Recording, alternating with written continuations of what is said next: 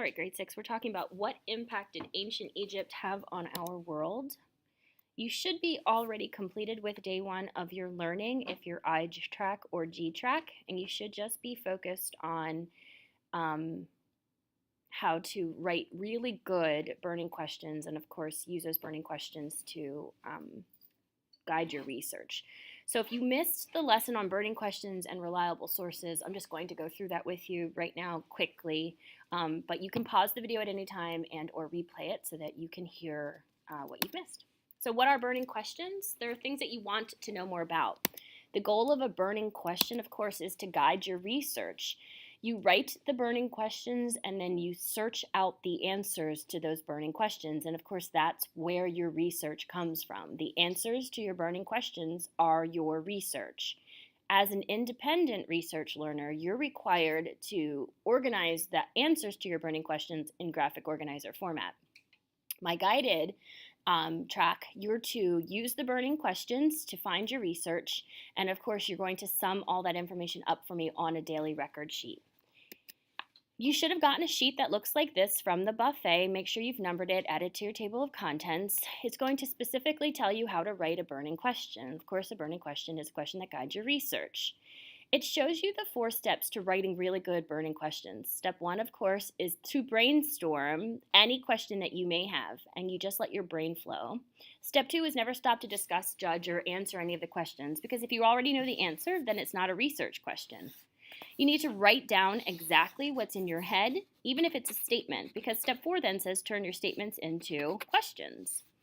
So then you brainstorm, like you see at the bottom, a list of questions, and there I have that list, as you see, like on the Harappan civilization.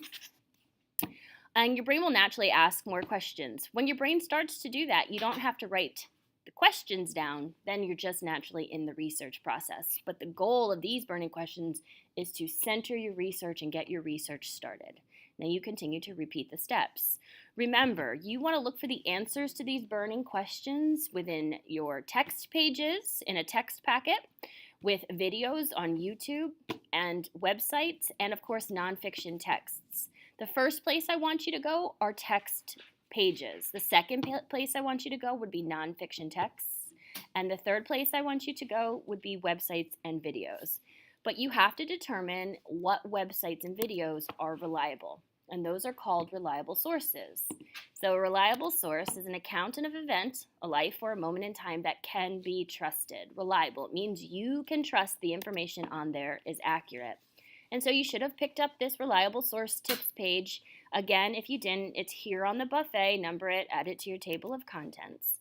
The first thing is that you should be able to see an author on the page, or at least someone who has sponsored the page, a sponsor or an organization, like any of your news outlets, CNN, BBC, National Geographic, History.com. You want to make sure that the articles that you're reading are not biased. Bias means they're writing only from one point of view. You want to make sure that the organization that they have identified is credible, so meaning that they have qualifications for writing that information.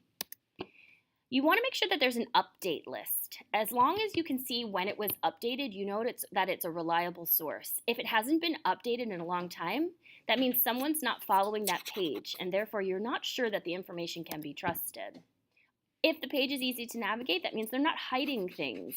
Therefore, if they're not hiding things and they want you to have that information, it's probably a reliable source.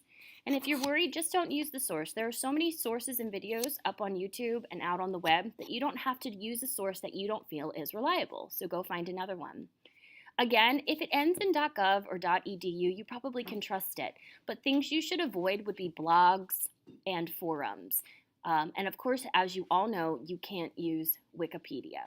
So let's play a quick game. Look at your reliable source tips page. I'm going to put up a picture. Then I want you to pause it where the picture is. And using your source tips page, you need to decide if it's reliable or not.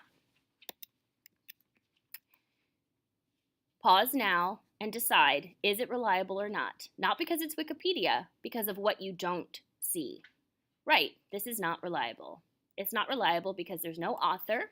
We know that anybody can log in and create and change Wikipedia pages, and a wiki is like a forum or a blog. We also don't see an update date. Reliable or not? Pause, use your source tips page. Right, this is reliable. We can clearly see that it was updated Friday, February 8th, and if I took a more recent picture, it would be updated as even as close to the minute of today.